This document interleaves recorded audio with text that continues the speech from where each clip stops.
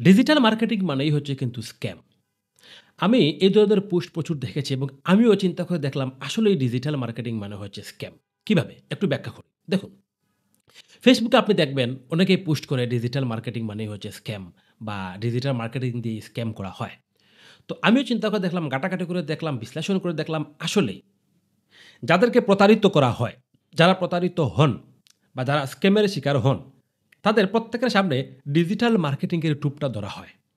মানে তাদেরকে digital marketing এর কথা বললেই কিন্তু প্রতারিত করা হয়। আপনি দেখবেন যারা প্রতারিত হয়েছেন, আপনার খুব কম সংখ্যক মানুষ আছেন যারা ওয়েব ডেভেলপমেন্ট নিয়ে প্রতারিত হয়েছেন বা গ্রাফিক্স ডিজাইন নিয়ে প্রতারিত হয়েছেন বা এথিক্যাল হ্যাকিং নিয়ে প্রতারিত হয়েছেন বা অন্যান্য কোনো কোর্সে প্রতারিত হয়েছেন। বেশিরভাগ মানুষই ডিজিটাল মার্কেটিং এর মাধ্যমেই প্রতারিত হয়েছেন। সেটা কেন? এই যে যারা প্রতারিত হন ডিজিটাল মার্কেটিং এ গিয়ে, এই প্রতারিত হওয়ার পেছনে তাদের দোষ সবচেয়ে বেশি। যারা প্রতারিত হয়েছেন তাদেরই দোষ বেশি। যারা প্রতারিত করেছেন তাদেরও দোষ তো অবশ্যই আছে। কেন আমি সেটা ব্যাখ্যা করি।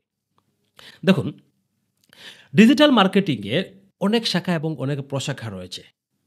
আপনি ডিজিটাল মার্কেটিং এর কোর্সে যখন অ্যাডমিশন নেন, আপনি আগে কোর্স মডিউল জিজ্ঞেস করেন যে কোর্স মডিউলে কি আছে আপনার?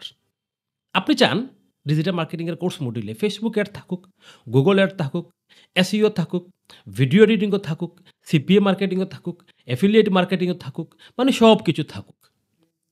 আবার কোর্সের যে মেয়াদ রয়েছে সে মেয়াদ কিন্তু আবার ৩ থেকে ৪ মাসের মধ্যে আপনি চান। এটা কেমনে সম্ভব? আমি আপনাকে স্ক্রিনে কিছু বিষয় দেখাই। যেমন ধরেন Facebook মার্কেটিং। এখন আপনি Facebook মার্কেটিং এইখানে আসলাম। আমরা এই যে যদি বুস্ট এ ক্লিক করি, আমরা এখান থেকে বুস্ট করতে পারি। ঠিক আছে? আমরা এই জায়গা থেকে বুস্ট করতে পারি। আবার দেখুন এই যে এখান থেকে আমরা বুস্ট করি। আবার দেখুন এই যে আমি যদি Facebook এর অ্যাডস ম্যানেজারে যাই, যাওয়ার পর দেখুন এই যে ক্রিয়েট এ যদি ক্লিক করি, এখান থেকে দেখুন আপনার ৬ ক্যাটেগরির অ্যাড রয়েছে। আমরা যদি একটু হাইলাইটস করে দেখি এখানে, এই যে ৬ ক্যাটেগরির ads, awareness, traffic, engagement, leads, app promotion. এখন আপনাকে আগে জানতে হবে কোন কাজের জন্য এখান থেকে কোন ক্যাটেগরির অ্যাড সিলেক্ট করতে হবে। কোন কাজের জন্য কোন ক্যাটেগরির অ্যাড। তারপর আপনার রয়েছে retargeted marketing, look like audience, Facebook pixel, computer analytics, মানে ফেসবুকের আরো অনেক কাজ বাকি রয়েছে। আপনি কি করলেন? ফেসবুকের কাজ শুধুমাত্র শিখলেন কিভাবে বুস্ট করতে হয়। এখান থেকে যেকোনো একটা অ্যাড রান করলেন।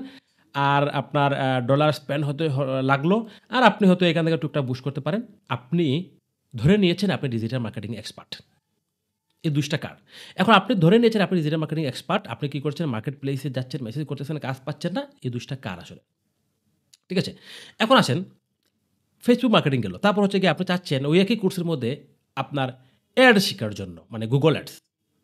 এখন Google Ads এর আপনাকে শিখাতে গেলেও তারপরও হলেও আমার ১ থেকে ১.৫ মাস সময় লাগবে। ওকে, এখন গেলেন SEO তে। On page SEO, local SEO, technical SEO, white hat, black hat, আরো অনেক ধরনের SEO রয়েছে ভাইয়া। সবগুলো SEO শিখাতে গেলেও আমার ২ থেকে ৩ মাস সময় লাগবে। এখন আসেন আপনি চান কোর্স মডিউলের মধ্যে আবার Fiverr ও থাকতে হবে, Upwork ও থাকতে হবে, আরো অন্যান্য কোনো মার্কেট প্লেসও থাকতে হবে। এখন আপনাকে শুধুমাত্র Fiverr নিয়ে বুঝাতে গেলে, আপনার গিগ অপ্টিমাইজ করতে গেলে, আপনার গিগ র‍্যাংকে নিয়ে আসতে গেলে, সবকিছু শিখাতে গেলে আমার ব্যক্তিগত যেটা মনে হয়, বিশেষ করে আমি আমার কোর্সে Fiverr এর কয়টা ৮ থেকে ১০ টা ক্লাস নেই। ঠিক আছে? ১০ টা ক্লাস মানে হচ্ছে প্রায় ১ মাস চলে যায়। এখন যদি আপনি Upwork এ যান সেখানে আরো ৮ থেকে ১০ টা ১৫ টা ক্লাস লাগবে। মূল কথা হচ্ছে Fiverr, Upwork, Freelancer People, আরো গুরু সহ যে মার্কেট প্লেস রয়েছে, এই মার্কেট প্লেস গুলা শিখতেও তো আপনার সময় লাগবে ৩ থেকে ৪ মাস। আমার কাছে যেটা মনে হয়। আবার SEO আছে, তারপর লিড জেনারেশন রয়েছে, ডাটা এন্ট্রি রয়েছে, আরো অনেকগুলা বিষয় রয়েছে। এখন আপনি চাচ্ছেন কি? সবার আগে বললেন, "ভাইয়া আপনার কোর্স মডিউল দেখি।" আমাকে না, আমাকে তো বললেন, সবাইকে বলে কোর্স মডিউল দেখি। মানে আপনি সেই কোর্সে অ্যাডমিশন নিবেন যে কোর্সে Facebook অ্যাডও আছে, Google অ্যাডও আছে, SEO আছে, ডাটা এন্ট্রিও আছে, লিড জেনারেশনও আছে, এফিলিয়েট মার্কেটিং রয়েছে, CPA মার্কেটিং রয়েছে, সবকিছু রয়েছে। আবার কোর্সের মেয়াদ কিন্তু ধরেন সর্বোচ্চ ৪ মাস। এখন একজন মেন্টর আপনাকে তো এই ৪ মাসে সবকিছু শিখাতে পারবে না। কক্ষনোই সম্ভব নয় এই ৪ মাসে আপনাকে সবকিছু শিখানো। তখন কি করা হবে? তখন আপনাকে Facebook অ্যাডস কিছুটা দেখানো হবে। Google অ্যাডস কিছুটা দেখানো হবে। তারপর হচ্ছে গিয়ে SEO আপনাকে কিছুটা বোঝানো হবে। লিড জেনারেশন, ডাটা এন্ট্রি হয়তোবা পুরোপুরি শিখানো হবে। CPA মার্কেটিং সম্পর্কে ধারণা দেওয়া হবে। এফিলিয়েট মার্কেটিং সম্পর্কে ধারণা দেয়া হবে।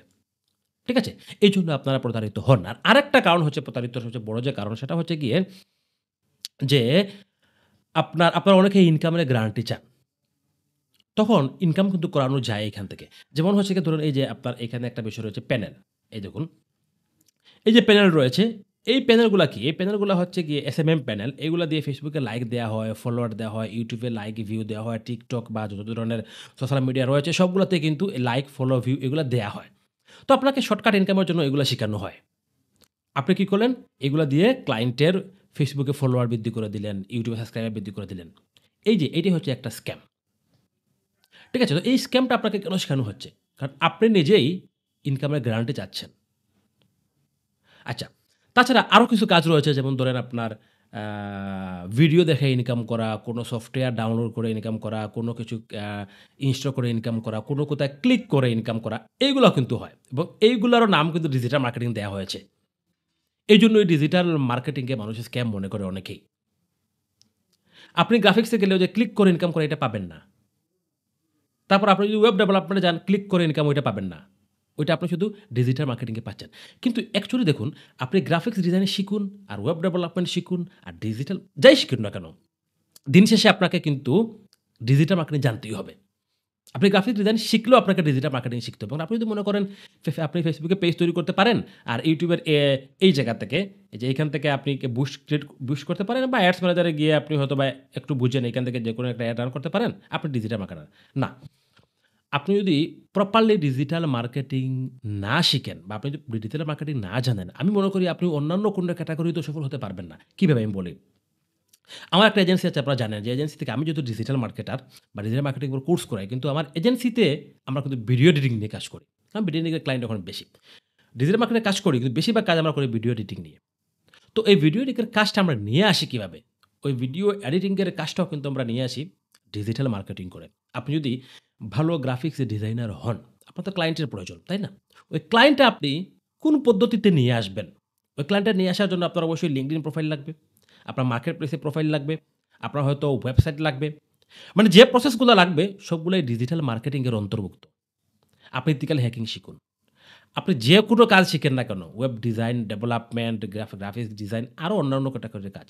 এই কাজগুলার ক্লায়েন্ট নিয়ে আসার জন্য আপনাকে ডিজিটাল মার্কেটিং জানতে হবে। অ্যাকচুয়ালি ডিজিটাল মার্কেটিং কোনো স্ক্যাম নয়। ফ্রিল্যান্সিং এর সবচেয়ে বড় যে সেক্টর, সবচেয়ে সম্ভাবনাময় যে সেক্টর, সেই সেক্টরের নাম হচ্ছে গিয়ে ডিজিটাল মার্কেটিং। এখন ডিজিটাল মার্কেটিং এর বদনাম হচ্ছে এইজন্য, আপনি কোথাও কোর্স করেছেন, আপনি Facebook এর অ্যাড সম্পর্কে জানেন, লিড কালেক্ট করতে পারেন, YouTube এর SEO পারেন, এই শেষ। আপনি আপনার প্রোফাইলে লিখে রেখেছেন ডিজিটাল মার্কেটিং এক্সপার্ট। ঠিক আছে? তো আপনার যোগ্যতা দেখে, আপনার কাজ দেখেই মানুষ কিন্তু ডিজিটাল মার্কেটিংকে স্ক্যাম মনে করতেছে আর প্রতারণা মনে করতেছে। আসলে ডিজিটাল মার্কেটিং ফ্রিল্যান্সিং এর সবচেয়ে বড় সেক্টর বলে আমি মনে করি। সবচেয়ে সম্ভাবনাময়ী সেক্টর বলে আমি মনে করি।